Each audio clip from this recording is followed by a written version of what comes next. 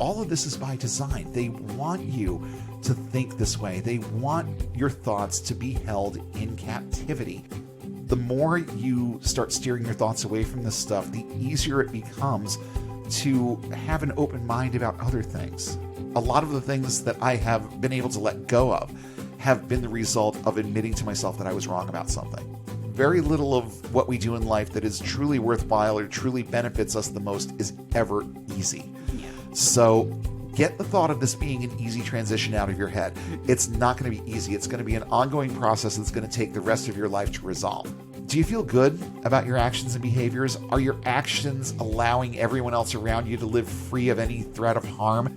If so, you're most probably doing something right. It's very, very, very important that we start committing to thinking in a new way.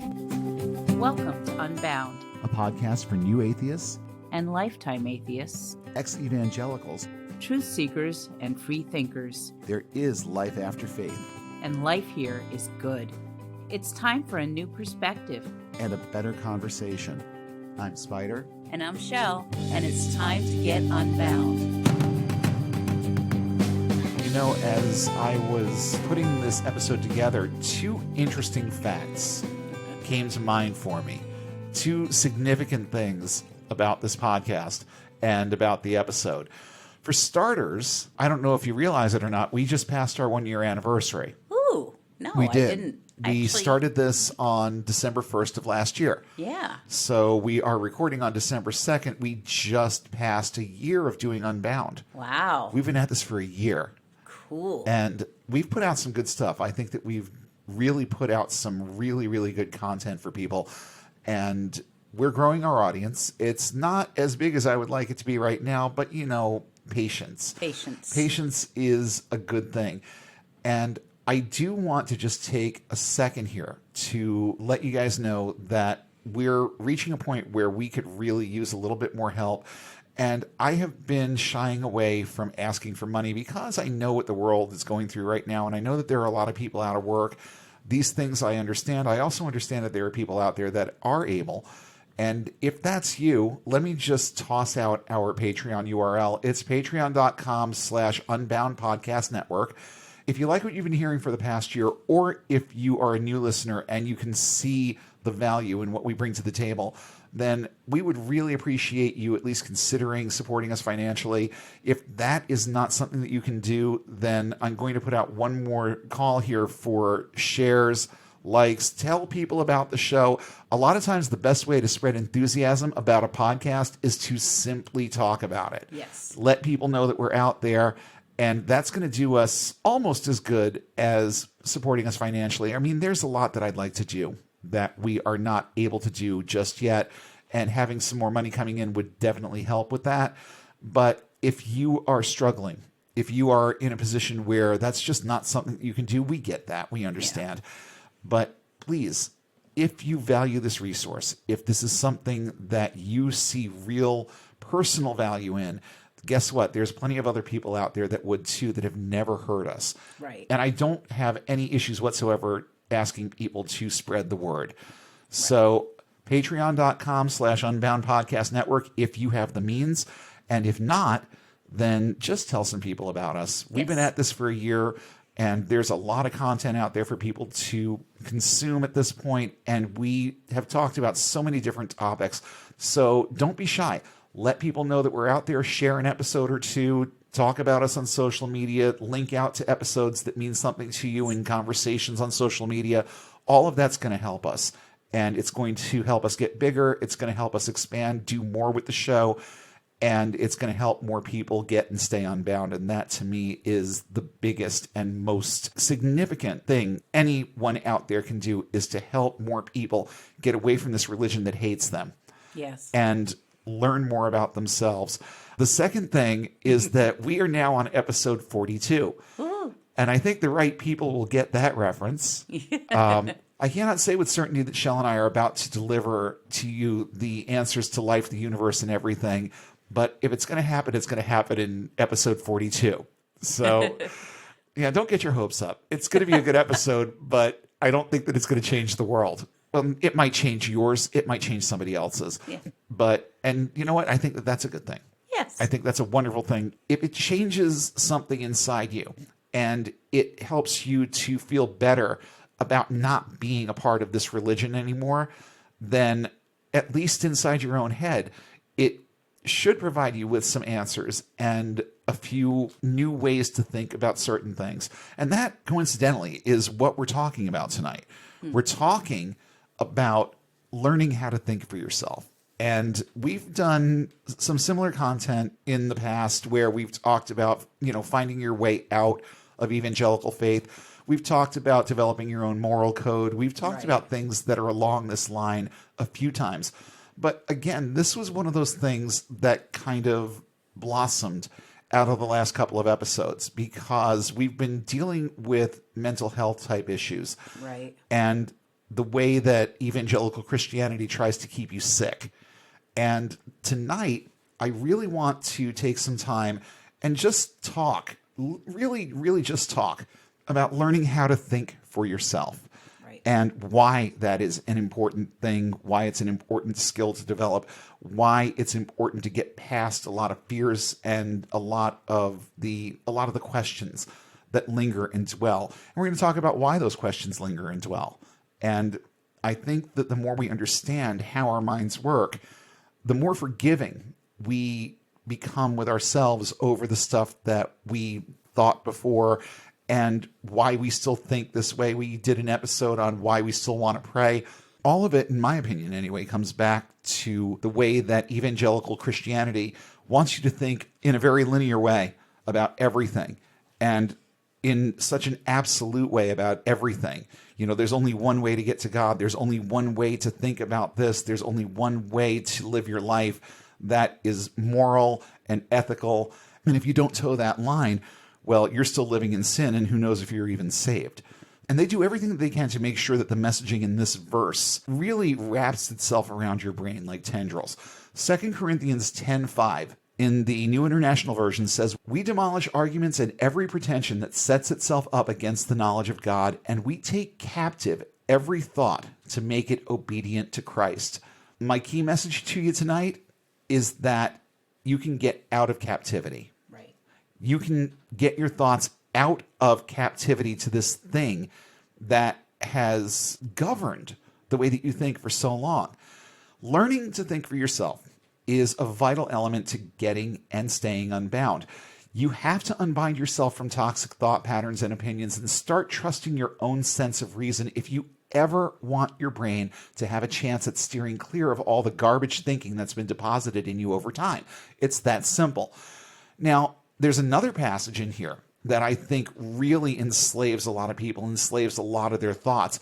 And it comes from Matthew's Gospel, chapter 7, verses 24 through 27. This is the parable of the wise and foolish builders. This is Jesus speaking. "Everyone who hears these words of mine and puts them into practice is like a wise man who built his house on a rock. The rain came down, the streams rose, and the winds blew and beat against the house, yet it did not fall because it had its foundation on the rock. But everyone who hears these words of mine and does not put them into practice is like a foolish man who built his house on sand. The rain came down, the streams rose, and the winds blew and beat against that house, and it fell with a great crash." This is the absolute polar opposite of the truth. And it's just more of that lovely Christian fear-mongering and gaslighting that makes you believe that something is different than what it is. This is the exact opposite of how we should be thinking, about how we should be approaching our thought life. Because thinking for yourself is a vital skill that every ex-evangelical needs to learn. Again, this is not simply an evangelical issue, but exposure to the toxicity of evangelical faith exacerbates our tendency to be more heavily influenced by outside ideas than by our own thoughts. For some, the notion of making certain decisions, arriving at certain conclusions, and admitting that so much of what we've been taught is bunk can be very, very scary. And lots of evangelicals wind up in mental and emotional places where they never know themselves and are afraid, literally afraid, of the logic and reason that has started making its way to the surface in their minds, especially when they decide that it's time to get out. So tonight, with the help of my co-host, I want to share some advice that I've gleaned from experience that I think will help you spur this process along a little bit more in your head. And since I already used the term, let's keep in mind that everything we are about to present is part of a huge, ongoing, lifelong process. It's a process. This is not something that you're going to have an epiphany over and it's all just going to make sense. This is something that's going to follow you for the rest of your life, especially if you were in this for a while, because old habits die hard. That was another one of our episodes. I'm still pretty far from any place where I have mastered any of this, so I'm going to make that disclaimer right off the bat. We all face the same struggles, and it's every bit as difficult for me as it is for anyone else. The only difference is that Shelle and I probably have a little bit of a head start and a bit more of a perspective than some, especially given that we were in evangelical ministry and saw things that the average pew sitter just doesn't. I've heard things that the average pastor would only say behind closed doors, never, ever, ever from a pulpit. And that, along with what I've cataloged over time about my own experiences in this thing, I think gives me a clearer perspective on the motives behind how they expect and teach you to think, and how people in general start steering clear of toxic thought. And again, it's not just an evangelical thing. There's a lot of stinking thinking out there. There are a lot of people that have been led to believe a lot of things about themselves.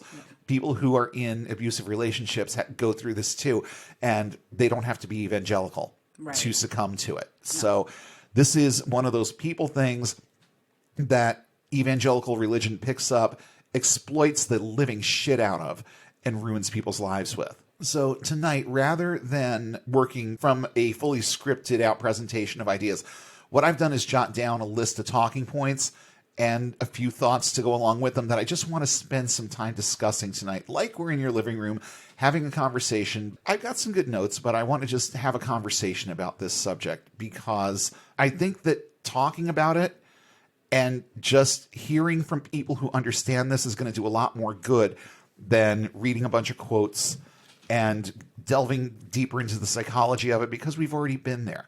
So let's just have a conversation about this. I do, however, have a few opening thoughts that I want to share before we get into all of these talk points. Since we've already talked at length in other episodes about the science behind thought and thought patterns, I want to look at this subject tonight just from the standpoint of us as people and the tendencies that exist inside our own brains. Whenever there's conflict, our brains simply want to resolve it. They don't choose sides. They just identify conflict and attempt to take the shortest path to relief. Many times that means that our brains will lend deference to the thoughts that contain bad doctrine simply because they're so deeply rooted and we've had so much time to get comfortable with them. Rerouting thought patterns is uncomfortable. The old ones are still there and they stay there, even as we're making the conscious choice to abandon them. The ex-evangelical mind eventually becomes a huge map of ghost towns with names like Homophobiaville, Misogyny Village, Dogma Township, and Sin City. Okay, that last one's already taken, but you get the point. Leaving these locations alone to deteriorate is a good plan, but building more modern, efficient, and realistic ones is a better plan, and it takes time. You have to pitch a tent before you can start building a permanent structure, and it can be very cold and uncomfortable in that tent until that permanent structure is ready for habitation. Is there a formula for this? No. We're all different. Our experiences are different, and the way our brains individually process things is wildly different.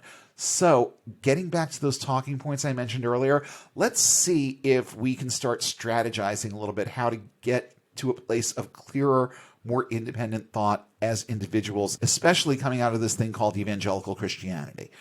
First and foremost, and I think this is the most important element to all of this, is that you need to reach a point where you're giving your thoughts, impressions, feelings, and opinions the floor. They have to have their say. We tend to unconsciously dismiss a lot of thoughts that fly in the face of evangelical doctrine outright, especially at the beginning, because verses like the ones I just read lay the foundation for the kind of immediate and total rejection of logic that many of us have experienced for ourselves. And I know that I've definitely experienced it for myself. If you have a thought or idea about something that goes counter to what your pastor once taught you, if you find yourself saying no or making an effort to put certain thoughts out of your head, What that is your brain putting up its defenses and looking for a shortcut to resolution. Once in a while, lower those defenses and listen to what those rational thoughts are trying to tell you, because they are telling you good things. Yeah. One of the really good things that I took away from Wicca was the concept of intuition. And one of the things that we were told a lot was to trust our intuition because it was usually right. And these are the thoughts that come from our heads that really are not predicated on anything that we've learned. It's just that we look at the world from a logical standpoint, and certain things just stop making sense. This happened to me all the time when I was still in evangelical faith, and I did a lot of that, brushing aside and saying no, and this is a lie of the devil, and doubt doesn't come from the Holy Spirit. It doesn't come from a life that's been transformed by the gospel. You must believe and not doubt. That's another verse that's right in there. You must believe and not doubt. Well, what happens when you do begin to doubt? What does that give birth to? It gives birth to things like guilt. Yeah. Because now you feel like you're grieving the Holy Spirit because you are questioning the things that you've learned. And all of this is by design. They want you to think this way. They want your thoughts to be held in captivity, just like that verse says. And just as a little aside here, this is just another one of those examples of the crosstalk that exists within evangelical Christianity, because there's also a verse that says, "He who the Son has set free is free indeed." Well, doesn't that mean that I'm free to think the way I want to think? No, I'm supposed to hold my thoughts in captivity. Right. So that makes no sense. No. Again, a lot of crosstalk, and that's just another example. It's interesting that the one thing I actually did take from Overeaters Anonymous, which is a 12-step program dealing with weight loss, is that it's very important to feel your feelings. One of the reasons that we eat too much, one of the reasons that we drink too much or take drugs is because we do not want to feel our feelings, those hurt feelings or those guilty feelings. And because we don't want to feel them, we do things like overeat. Right. But in terms of things like taking drugs, let's make sure that we understand that sometimes these things are necessary to be able to feel those feelings, or to be able to feel feelings that are productive and actually give us a sense of self. So there is that aspect of it too. Anything that comes from a 12-step program, I am prone to take with a grain of salt. Of course. But I can see where you're coming from here too. Being able to let certain things happen in your head is very, very important. Right. But evangelical thought doesn't make a whole lot of concessions for that. They want you to think about things the way that they want them thought about, period, end of story. And that's where the real toxicity starts to take hold. Well, with drug use, I mean recreational drugs, things that make you stop feeling your feelings. Yeah, I can certainly see where that sort of implementation would be problematic. Right. Yeah. Drugs prescribed by your doctor, that's fine. But drugs that you buy off the street and decide to inject into your arm, might not be great. Drugs prescribed by your doctor are not just fine, they're necessary. Just like I said last week, don't go off your meds. Don't go off your meds. Don't do it. So the next point that I jotted down here, and there's a lot of them. This really came out in a flood over the last couple of days. But understand that your own opinions of things have validity. They aren't silly.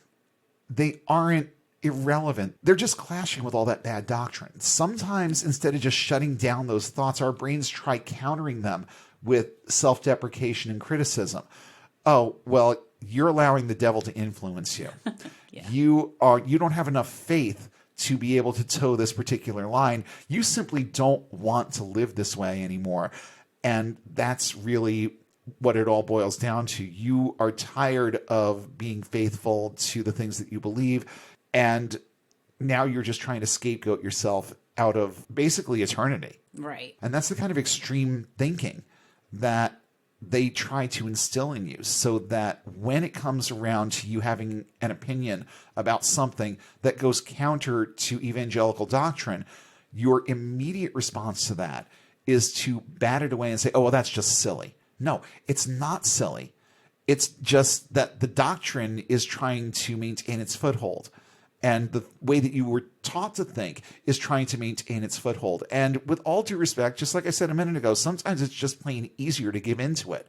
And your brain wants to solve conflict. It wants to resolve those conflicts that are going on inside your head. And it's going to take the shortest path to it.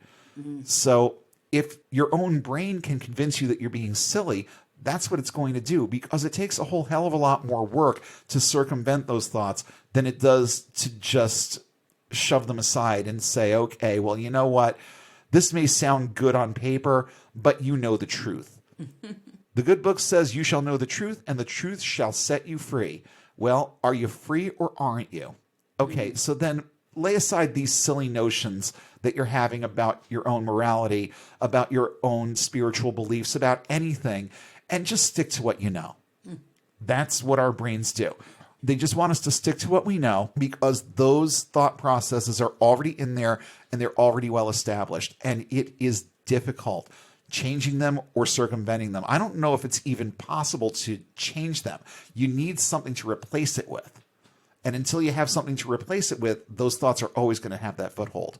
Right. So getting out and realizing that there are so many other ways of viewing the world and so many other opinions about all of these subjects that you've never been exposed to because the only opinions you've ever heard have come from your pastor. At that point, it's very, very difficult to just tell your brain to shut up about that stuff and accept and welcome the new stuff.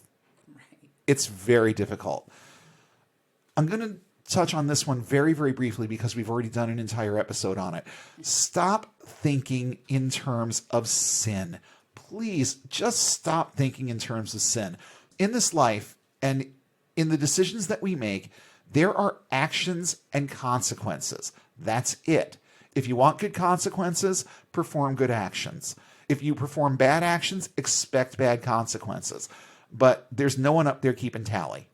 There's no such thing as sin. Stop thinking in terms of sin. Most of the conflicts that arise in our heads revolve around the moralistic and legalistic thoughts we had crammed into them in church. We judge other people by their actions. And even if it's not a concrete thought, the abstract ideas that float around in there all spring from bad indoctrination. And what happens then? We become judgmental or we become hypercritical of people who haven't learned better yet. That's really what it boils down to. So that's one of the kind of danger areas. When you're getting out of this, it's very easy to get very judgy because you've learned better. It's like, but these people are grown-ups too. How come they haven't figured this out? Well, they haven't figured it out for the same reasons that we've gone over multiple times in previous episodes, where when you're taught something from the very moment that you can understand or before, it's really, really hard to break free. I honestly think that that's one of the key reasons why I was able to get out, was because I didn't start really having my brain bombarded with this shit until I was 13. Yeah. And I mean, I grew up Catholic, so I had some toxic doctrine stuck in there from my Catholic school days, but it was nothing in comparison to what the evangelicals did. But I was 13 at the time. I was already at that point where I was starting to develop a sense of autonomy. I was starting to understand who I was. And of course, they came along and took all that away from me. And that made me very depressed. And I'm still very depressed, not so much over this, but this is part of it. There's a lot of regret for the amount of time that I allowed myself to be duped into this stuff. But like I said, right back in episode 1, we're talking about our anniversary. And this is the very first thing that I told people on this show, is that you have to learn to let go of the time lost. You have to learn to let go of all the bad things that happened to you and just start developing those new thought patterns. It's very, very, very important that we start committing to thinking in a new way, because it's hard. But it's also really, really, really worth the effort, because the more you start steering your thoughts away from this stuff, the easier it becomes to have an open mind about other things and start seeing other points of view and other people's opinions and weighing them against what you know about yourself and what you know about right and wrong, not just what you know about what the Bible says. Right. That's a real important skill to develop. People are going to disagree with you. Some of them are going to disagree very loudly, and that's just the way that it is. And don't expect that to stop, change, or slow down anytime soon, especially if you've had a lot of friends who are evangelicals and now you're out and they're still in. Expect this to be a thing that happens constantly. Let people say what they're going to say. Be polite, humor them, tell them you'll take their words to heart, and you know what? At that point, you can just dismiss them and do what you know is right anyway. Now, in evangelical terms, that's why I think it becomes an ongoing thing where people keep coming back to you. Well, didn't we talk about this a couple of weeks ago? I thought you understood. I thought that you said you understand where you were wrong here. No, I just understood what you were saying. I never said that I thought that I was wrong.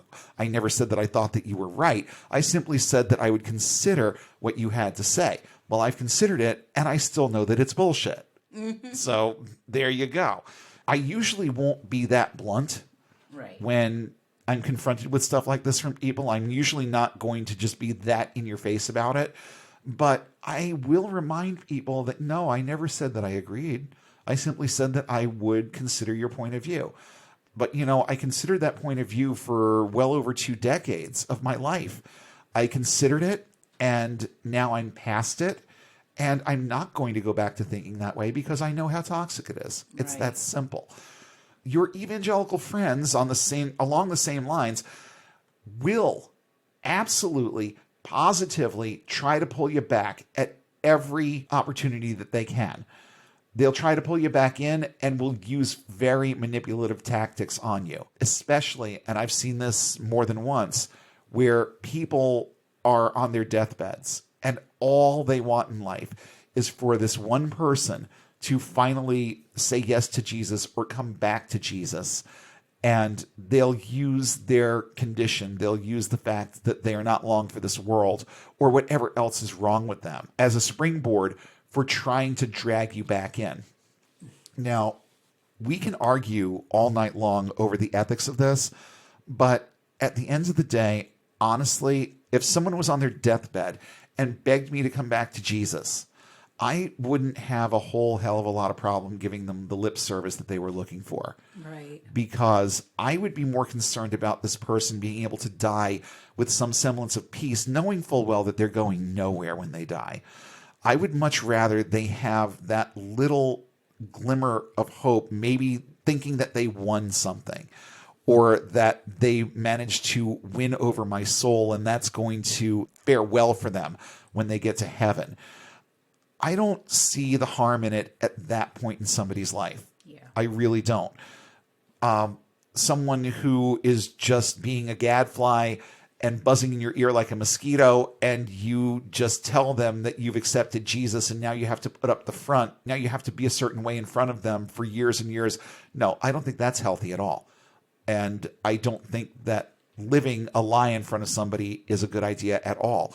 But I've had this told to me about Alzheimer's patients too, that there's nothing wrong with simply agreeing with them. When they ask about someone who's been dead for 30 years and you strike up a conversation about them like they're still there, at that point, it's just a matter of allowing that person to have a little bit of peace. Right. It's the same thing here. There's really no harm in humoring someone who is in that kind of a state, but don't put yourself in a position where you have to put on a face for somebody or a group of people, especially your family, especially your immediate family, because the truth will out eventually. And then it just causes a much bigger shitstorm. You don't want to go that direction. But understand that if you hold your ground with people who are trying and spend years trying to get you back in, it's not going to stop, especially if it's close family, especially if it's like your mother or someone who's that close to you. It's just not going to stop. There comes a point where you have to stand up for yourself and say, look, I've been there. I've done that. I'm done with it now. And I know that that doesn't make you happy, but I'm still your son. I'm still your daughter. I'm still your best friend or whatever it is. And I really don't want this to put a rift in between us, but you need to understand this is part of my past. And I am not in the practice of looking behind me. I'm in the practice of looking ahead. And the things that I've learned since I've gotten out of this thing and the way that my thoughts have changed, it's going to be impossible for you to convince me that there's any truth to this. And I know that you're going to keep trying, but just understand that I'm not going to change. I'm not going to revert back to thinking this way just because it will make you happy. I love you, but this is me. Love me back for me and for who I am and as I am, because I'm pretty sure that that's what your God would want. Mm-hmm. You can use their own game against them. You certainly can play the emotional game that they play, but I don't think that you're going to do it to any near the extent that they do. Now, if the conflict becomes too great, like you've got somebody in your life who is just bombarding you with this stuff to the point where your brain can't take it anymore, and you start thinking about the what ifs. Well, what if this is true? What if what they're saying actually has some foundation of truth to it? Well, that's when you start educating yourself about whatever the issue is, or even if it's just the basic doctrinal stuff about salvation, about heaven and hell, or anything like that. Definitely start educating yourself a little bit more, even if you already know that you have an opinion on this and that it's solid. Those influencers can still get in under the radar because those thoughts are still in your head. Those thought processes are still there. So it's not unusual at all, even for someone who has decided that they know that all of this is bullshit, to turn around and start bombarding their own brains with what ifs. Well, that's when you go out and start educating yourself even more about this stuff and where these beliefs come from and why they're so errant in the way that they're presented. But there's a definite caveat here. There's a definite warning that I need to address with this also. Don't engage in confirmation bias. Don't go out there looking just for things that corroborate your opinion.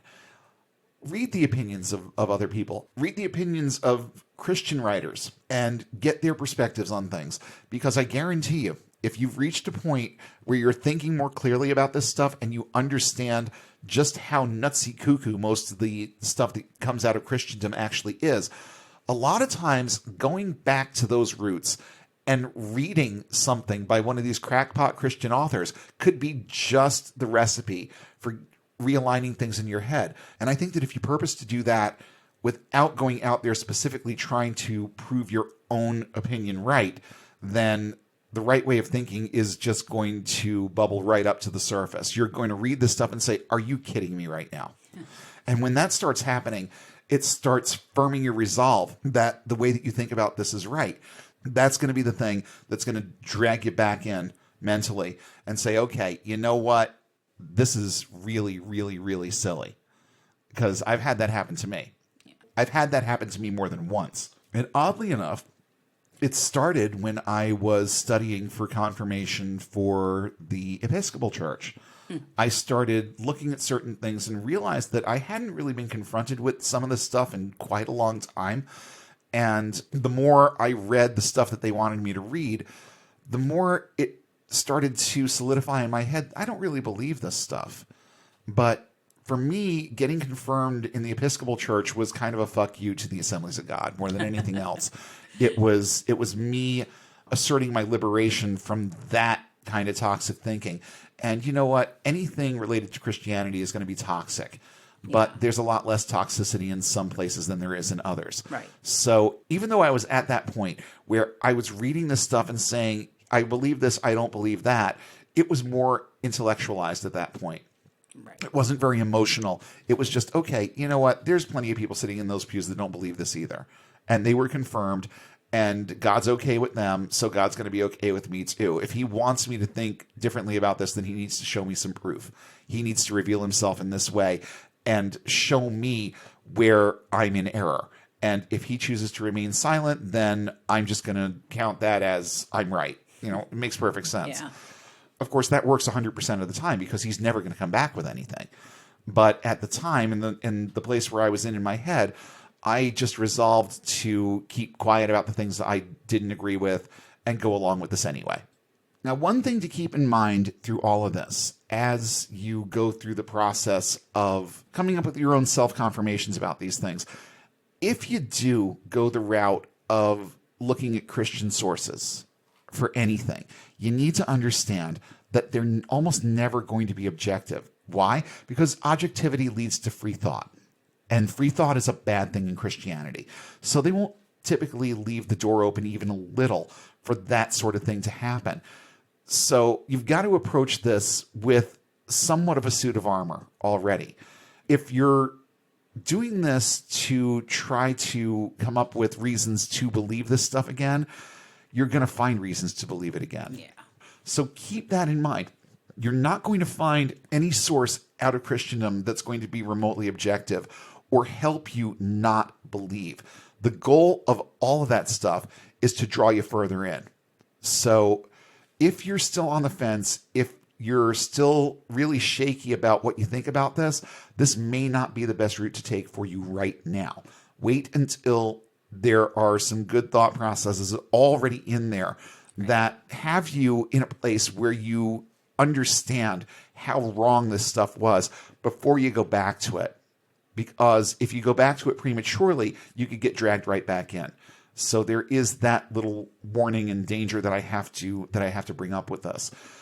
The ones that do try to be more objective, and there are some, but they're very few and far between, will still try and sneak the doctrine in there anyway.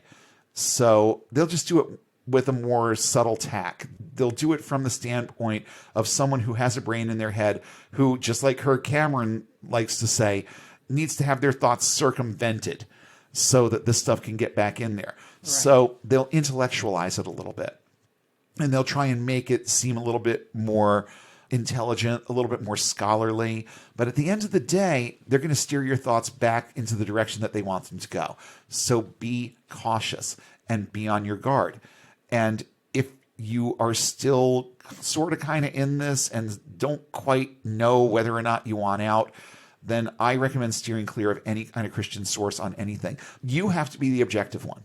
In that instance, you have to be the objective one, and you have to go out there with the determination that you are going to learn something, and that you're going to learn something valuable, and that you're going to find truth, or that you're going to uncover enough lies that you understand that the truth isn't going to be found here. Now, not all secular sources are good either. This is where you have to be cautious about the confirmation bias aspect of things. You are not trying to find agreement. You are trying to find truth. Big difference. Don't decide that because it's a secular source, it's a good one. Vet every source that you decide to place any degree of stock in. And I'm gonna move away from that train of thought because we're kind of going off the rails a little bit. Keep in mind also that there is a lot to the concept of it feels right. Now, there are dangers and caveats here too that we're going to discuss in a second.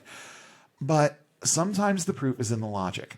Unless you're convincing yourself that murder, rape, or pedophilia are okay, you're probably right in terms of things like what movies to watch or what books to read or whatever. If it feels right, a lot of times there's nothing to it that you could really tag onto it as being quote unquote sinful, but your brain will try. If your thoughts and opinions clash with social norms, maybe it's time to get a little bit more educated and lay your opinion aside in favor of what society accepts as reasonable and true. Getting back to the notion of, changing all of these thought processes and coming up with better ways to think about things, it's always a really, really good idea to have specific counter-apologetics or key arguments that you can pull out when people hit you with the doctrine and dogma. This is for you, but it's also for other people when they confront you. Don't expect to help people with this. Don't expect to change people with it. Just use it as a means of communicating that you actually do have a coherent thought or two on this matter once in a while. Right. Okay? Don't think that you are going to steer people away from what they believe because you know how deep it was rooted in your head. Well, guess what? It's rooted pretty deep in theirs too. So you can come up with great counter arguments and you can come up with great counter apologetics, and it's not going to mean that much to that person. It's going to mean more to you. Right. Because it's going to solidify in your head these things that you have come to understand are false, and it's going to solidify things in your head that you've come to understand are true. This is for you, but it's also a good defense against the more aggressive ones out there that won't leave you alone about this shit. Because eventually they're going to get tired of having the same debates and arguments with you, and they're going to understand that their arguments are completely out of gas. And in a perfect world, that should end some of it. But here's the thing. They're just going to find something else to harp on. Oh, yeah. They'll figure out something else to bother you about. And that's why having good counter apologetics is a good idea. Start gleaning good advice and sound opinions from sources that use logic and reason as their bases for it. Start figuring out why you believe one thing over another and give your brain concrete foundations to draw on. The whys are so important here. It's so important to understand not just that you have abandoned this line of thought, but why. What is it about this doctrine that can't possibly be true? What is it about this thing that you've been taught that you now understand to be wrong or false or whatever? And start reteaching your brain to think along those lines. That's the only way that you're going to start circumventing a lot of those old thought patterns, is to give your brain something new to do and keep feeding it stuff that facilitates that kind of change of thought. And when it comes to your well-meaning friends and family who keep coming back with those counter arguments and keep coming up with new ways to bother you, here's a little bit of advice for you. Be gracious where it is warranted. But at the same time, don't be afraid to rip someone a new one when it's appropriate. This is one of the key benefits of forming a solid counter apologetic. It can get weak-minded people to leave you alone, and it can armor your brain against the doubts that creep in. But there's plenty of weak-minded people out there who are still going to keep coming at you with everything they've got, and it's going to get tiresome. I'm just going to put that out there. It's going to get very tiresome. You just keep dealing with them the way that you're dealing with them. And it really wouldn't hurt to strike back with not necessarily vitriol or do it in a way that tries to assert your superiority. Coming back at them with an attitude of love can also be a major defense. Yeah. And it can have a disarming effect on them, because if you come back at their arguments and just call them idiots, then it's going to firm their resolve that they're right. Oh, look at me suffering for Jesus.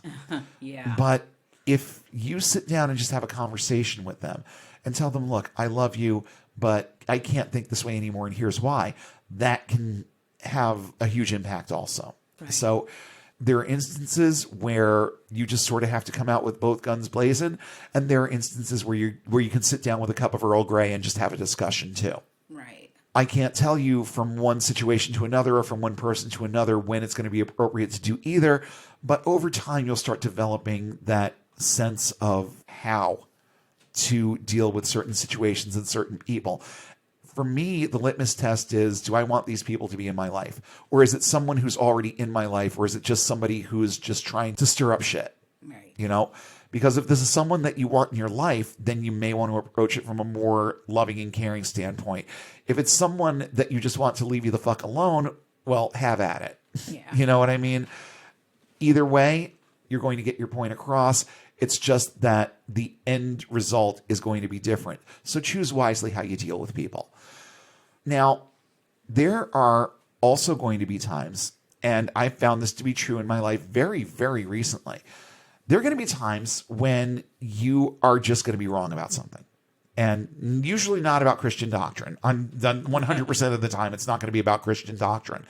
There are always going to be things that you latch onto because they sound good, because they help you to prove a point, or they prove an argument that's been going on in your own head that aren't necessarily true or right. I found this to be the case with the whole masking thing, Right. where I talked a few episodes back, or a bunch of episodes back now, about how I was one of the ones that was, I didn't want to wear the mask because I was afraid that I was rebreathing my own CO2, and Right. that wasn't good for me, and that I was getting lightheaded when I put on the mask. And then the instant that I learned that wasn't a thing, a lot of the problems that I was having with the mask just disappeared, because Right. most of them were in my head. So you've got to be willing to be wrong once in a while, and you've got to be willing to just admit it and walk away smarter. Just like I did with the masks. I can now wear a mask for hours and hours at a time. It doesn't bother me. But it probably still would if it was stuck in my head that I'm rebreathing my own CO2. Right.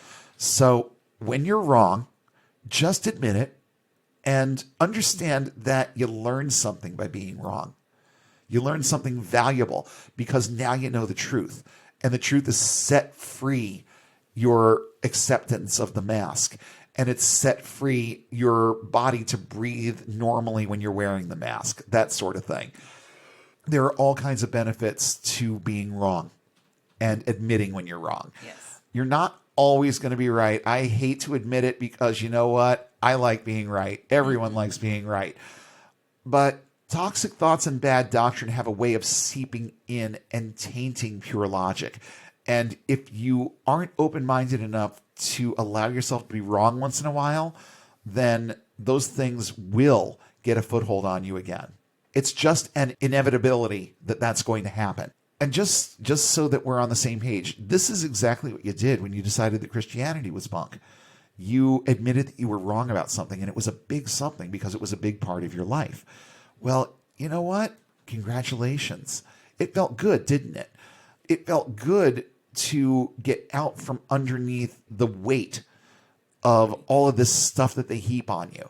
So in that instance, you may have spent 25 years being wrong, but admitting it and getting out sure feels good, doesn't it?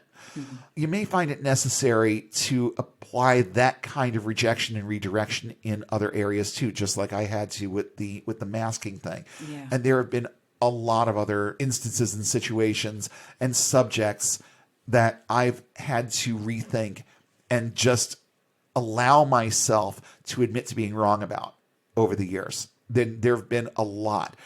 And I know that most of my personal growth and the things that I've been able to let go of, more than the things that I've amassed, a lot of the things that I have been able to let go of have been the result of admitting to myself that I was wrong about something. Mm-hmm. So don't be afraid of it. It's a good thing. You learn a lot by being wrong. But the other half of that is that you have to be willing to accept what's right. Yeah. That's very important. Another one that it's kind of a sticky point because it can be taken a number of different ways. But let's keep in mind that all points of view matter. Now, I didn't say that all points of view are correct. What I said is that all points of view matter. Why? Because you can't develop an opinion on anything without counter arguments. Even when someone's opinion is dead wrong, it can help clarify in your head the ways in which yours is right. Having those counter arguments to work with can be the very thing that helps you develop a better sense of clarity and also that counter apologetic that we talked about. If you're not willing to listen to someone else's point of view, then it becomes a whole lot more difficult to really solidify that counter apologetic in your head. You have to be willing to listen. You don't have to accept it, but it's a really, really good idea to listen and to at least give surface value to it in the context of that conversation. This is another really important one, and it's one that used to drive me nuts with most Christians because they're really, really good at this. Never parrot information and claim it as your opinion on anything. That's that other person's opinion. Always verify and vet the things that you decide that you're going to agree with. And always develop your own thoughts on every matter. Don't look to the author du jour to provide you with your opinion. You have to develop your own based on what you read in that book or in that article or blog post or whatever it is. I mean, you're only going to get so far quoting Christopher Hitchens and Ricky Gervais. Don't allow yourself to cling to surface arguments and understandings, because that's all you're going to get out of someone else's head, because that's as far into their head as you're ever going to get. Develop your own way of thinking about things and develop your own way of sorting them through. This is how sound opinions become your opinions. You need to adopt them and then nurture them through education, research, and personal application. That's how you start developing confidence in the opinions that you hold on certain things. I'm shying away from using the word believe as much as possible, Right. because there's a large degree of toxicity in belief. So it's not even a matter of I believe this is true. It's a matter of I have determined this is true based on X, Y, and Z.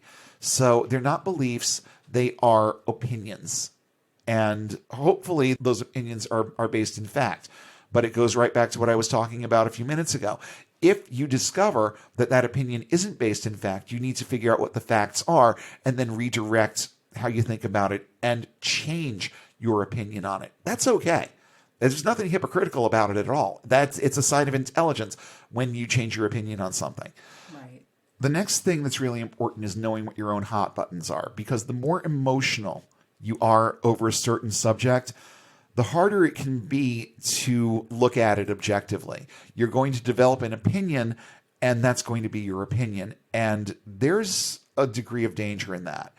There's a huge degree of danger in just latching on to something and thinking about it in a linear way forever and ever, amen. It's not a good idea. Be careful walking into arguments or debates over subjects that you know will be governed more by emotion than logic, especially when it involves something like what we were talking about a few minutes ago, where you have differences of opinion Right. that relate directly to the religion. Because let me tell you, there's plenty about evangelical Christianity that pisses me off. But I also know that when it comes time to deliver a counter apologetic on these things, that I have to remain objective, I have to remain cool-headed, and I have to understand that this is a hot button issue for me, and to only take my emotions so deep into the conversation. That's very, very important. Another thing that I think is equally important, because it really is along those lines, is developing an ability to confront specific causes of religious trauma. The people who know you and know you well will blindside you with the things that they know are going to pour salt on the wound. They'll come at you with things that they know or think will get an emotional rise out of you. The things that traumatized us when we were in the thick of this are the things that have the most potential to hold us back from moving forward. Revisiting the hurts of the past may steel our resolve against the concepts that created them, but again, letting emotion govern thought is rarely the best course when you're trying to move past those hurts. What were the things that hurt you or damaged you the most? What are you doing to steer your life out of the path of those things, particularly in your thoughts? You need to come up with concrete answers to those questions. You need to have answers. They can't be nebulous concepts. You have to be able to answer them. What are you doing to steer your life away from those things? What were the things that hurt you or damaged you the most? And what are you doing right now, today, to steer your life out of the path of those things? It may seem like continuing to have relationships with certain people is what steers you back in. It doesn't have to be. Right. It doesn't have to be something that, oh my God, if I'm around this person, it's just going to dredge up this, that, and the other, and I'm going to be back at square one. No, if you understand what those hot button issues are, if you understand where your trauma comes from, and you get to the point where you can lay emotion aside and intellectualize those things, it becomes a lot easier to deal with them and to deal with the people that they're tied to. You don't necessarily have to sever all ties with people who are sources of religious trauma in your life. You just have to learn how to think about the trauma from an intellectual standpoint, and sometimes it requires some therapy too. A lot of times it requires some therapy too. And that's one of the things that therapy teaches you, is to stop over emotionalizing these things and start intellectualizing them. Understand that these things happened. It is what it is. And now we move forward from here. And you can do that and still be in contact with people who are sources of that kind of stress. It's difficult. I don't recommend it, just walking out the door of church and being newly out of evangelical faith. I don't necessarily recommend walking right back into the lion's den, but keep it in your mind that it's important to start intellectualizing this stuff and not let the emotions have a foothold. Right. Also along those lines, please do not discount your own doubts and questions. Doubt is part of the equation. It's a necessary part of the equation because, again, without doubt, where would you find resolve? There has to be the argument, counter-argument aspect of this because that's the way that your brain works. So don't be afraid of doubt, and don't think that because you're doubtful that you're necessarily wrong if we're talking in terms of the reasons why you got out of this thing. Right. Always take your doubts seriously and be proactive about settling those inner conflicts on the basis of truth, not comfort. Because the comfortable thing is going to be to just revert back. This is what your brain wants. Your brain wants to resolve the conflict. It just wants you to revert back to that way of thinking because it's already in there and it's easy. Well, very little of what we do in life that is truly worthwhile or truly benefits us the most is ever easy. Yeah. So get the thought of this being an easy transition out of your head. It's not going to be easy. It's going to be an ongoing process that's going to take the rest of your life to resolve. And you will definitely die with certain things still unresolved inside your head. You just need to be prepared for it. You need to accept that that's the way that it is and keep working in a direction that leads you to a place where when you're laying on your deathbed, you can at least be at peace with what you decided not to believe.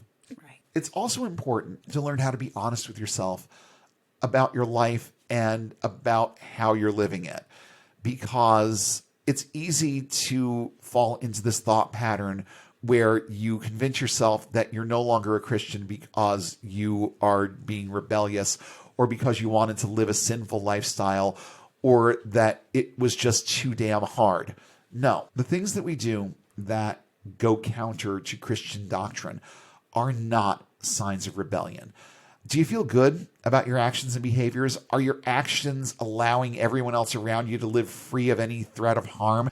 If so, you're most probably doing something right.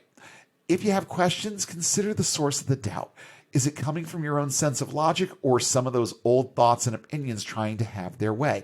Quite often it's the latter, and those things are usually pretty easy to spot. When you spot them, look at them for what they are, intellectualize what's going on in your head, and allow yourself to have opinions that go counter to the things that you were taught from the pulpit. Also, and I think this is a really, really important one, learn to laugh at the stupidity of how you used to think.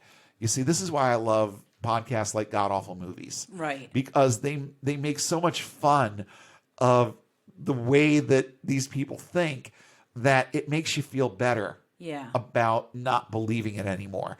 Laugh at the stupidity of how you used to think. I'm still, because I know that it's in this house somewhere, I know that there is at least one tape where I did this very lengthy sermon at youth group, like over an hour long.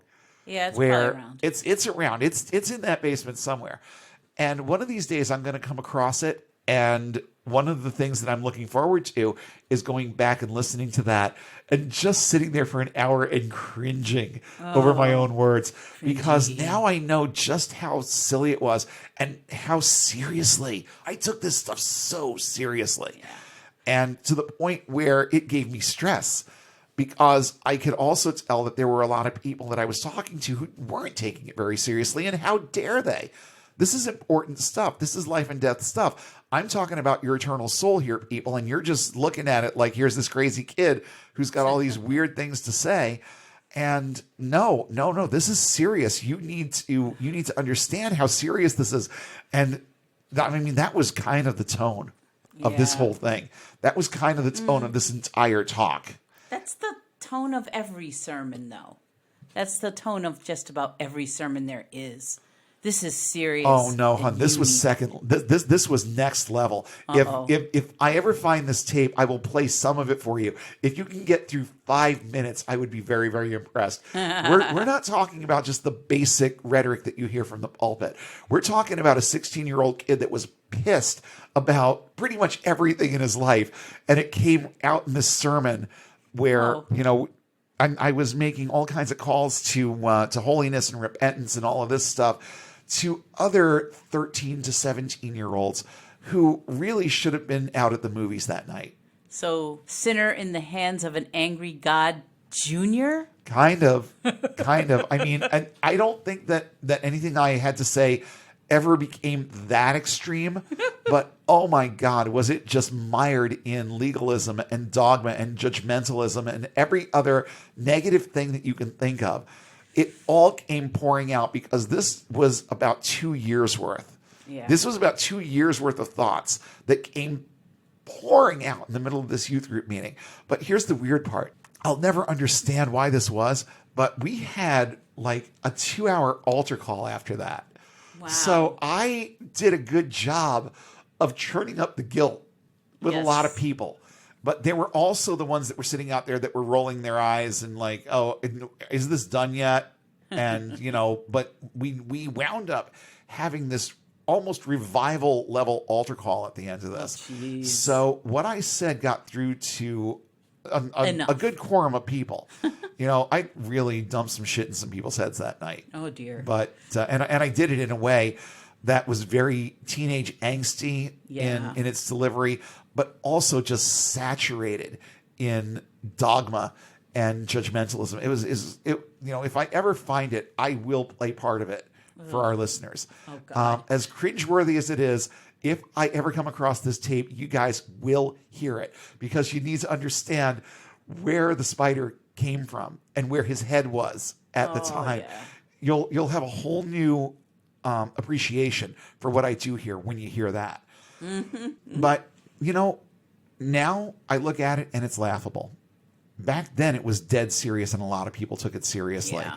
But the simple fact that I can look back at it with this attitude of, this was laugh-worthy and it was cringe-worthy says a lot about how far I've come. Yeah. Because you got to be willing to laugh at yourself once in a while. You got to be willing to laugh at some of the crazy shit that you did and some of the crazy shit that you believed. It's necessary. And that's why I like god-awful movies so much, because I'm confronted with so many of these things that I used to think and the thought patterns that I used to be engaged in, and the way that they present their content is very sarcastic. Mm-hmm. And it really is, it's very in your face about just how pathetically stupid it all is. Oh, yeah. So that's why I like it so much. The other half of that equation is to laugh inwardly when you see those crazy thoughts manifest in others and be thankful. Be very, very, very thankful that that is not you anymore. Mm-hmm. It's not your job to save these people or change their opinions on anything. If they want your opinion, then by all means give it to them, but don't bombard them with all of the stuff that you've learned since you've gotten out. Just laugh inwardly at the crazy and be thankful that that's not you. And that really is the easiest way to deal with a lot of it.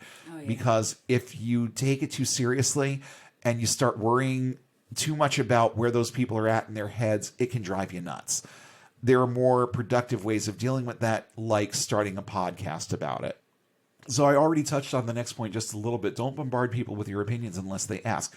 The stress of arguing can help doubt find a foothold, especially if you haven't been out for very long or if you're still on the fence. Trying to debate people and bombard them with secular opinions could actually work against you. It could create a situation where what they're saying sounds good to a brain that just doesn't want to think that hard. And you could find yourself back in the thick of it if you approach this with too much zeal too early on. Always be the one answering questions, not raising them, unless and until those questions form the bases for counter arguments and debate. Be on the ready to answer questions about why you believe this or why you don't believe that. But don't be the one that starts raising questions, because not every Christian out there has a really well-formed apologetic. I dare say that the vast majority of them don't.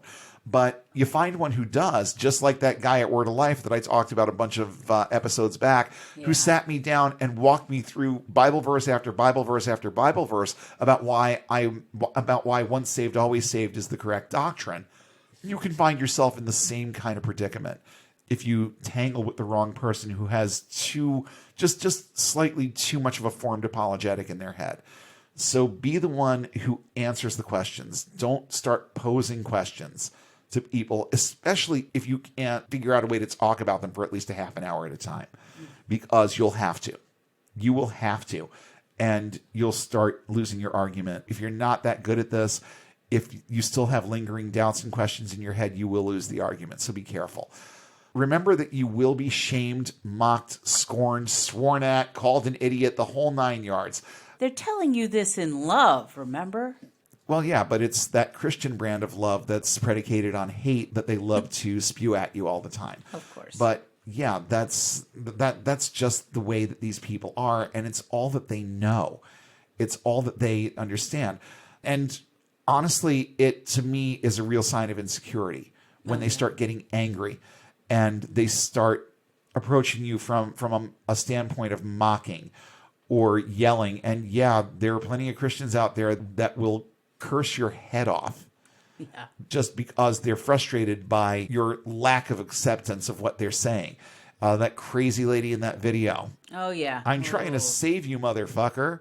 And just Okay. over and over and over with all that. And she had extreme mental illness. I don't know what was going on with her, but she was not playing with anything that even remotely resembled a full deck.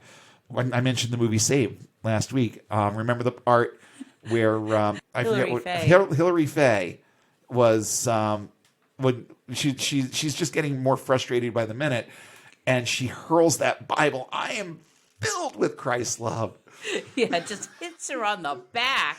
Oh my goodness. And you know, it may look extreme when you're on the outside looking in, but I've even seen stuff like that happen. They call them Bible thumpers for a reason. Yeah. You know? And sometimes you're the one that gets thumped with it. Now, I don't think I've ever had a Bible thrown at me. No. But I have had people get very hot under the collar to the point of swearing because they were that frustrated. It does happen. It totally happens.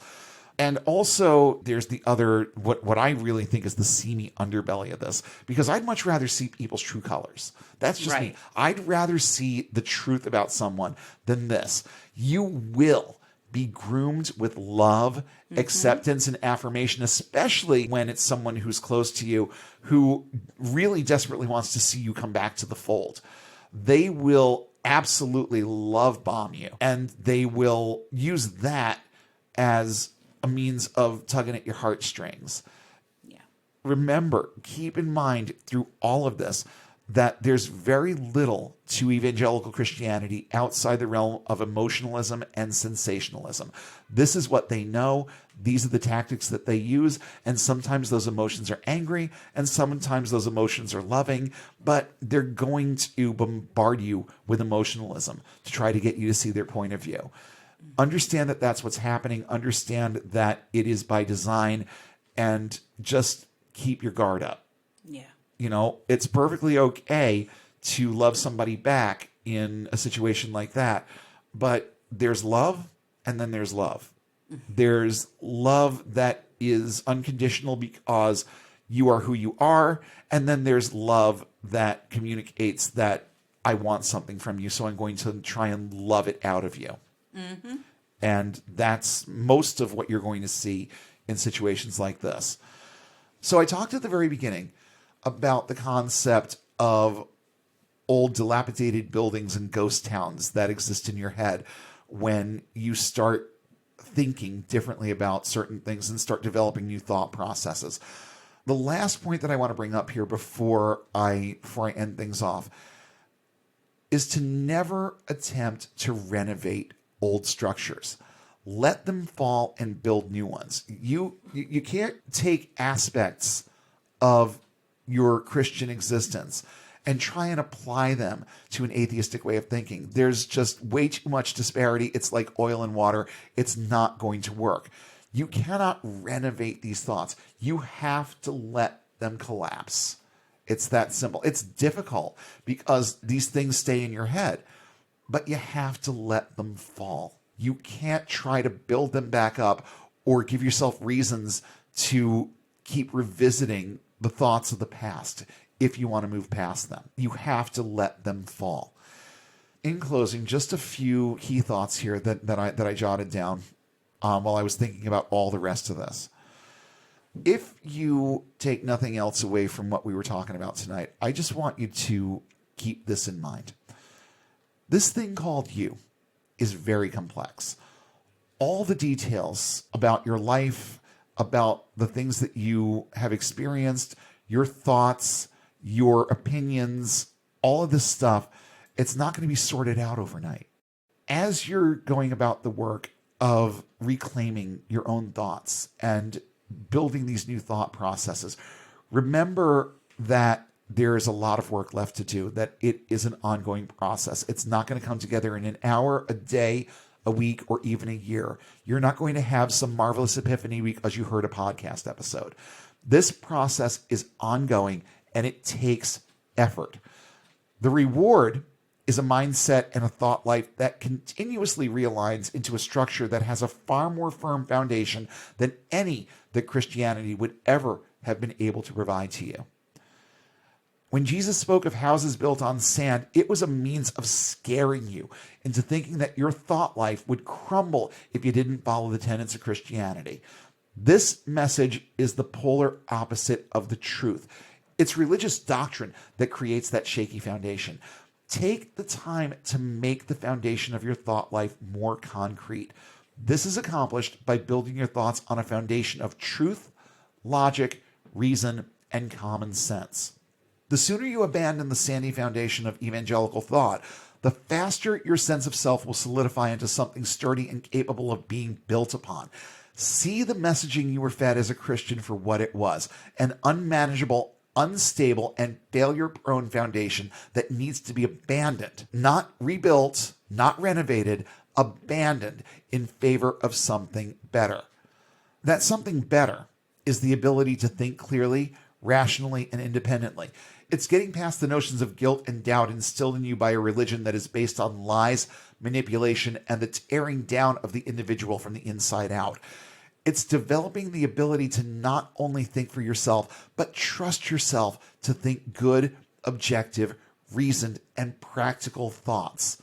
Lastly, it's learning how to keep your opinions forever open to change based on the things that you learn and the understanding of the world that you develop over time.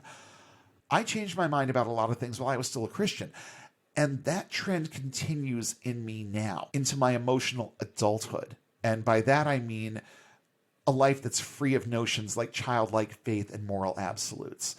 Never be afraid to be wrong. Never be ashamed to admit that you were wrong. In making that admission, you are also showing your ability to learn and apply the things you learn to how you think and behave. All of this is part of the work of redeveloping who you are and developing those better thought processes over time. Being willing to do the work it takes to start developing better thoughts and opinions is a sign of real maturity, and it's one more way for your mind to finally get and stay unbound.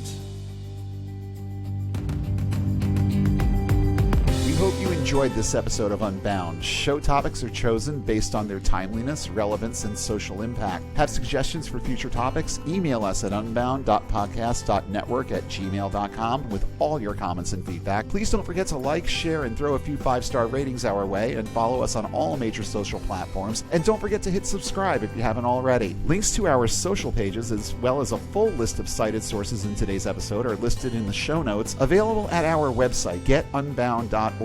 That's get-unbound.org. If you value this resource and would like to see it continue, please consider supporting us on Patreon at the link in the show description. And be sure to check for new updates every Sunday when we'll come together again and take one more step toward getting and staying unbound.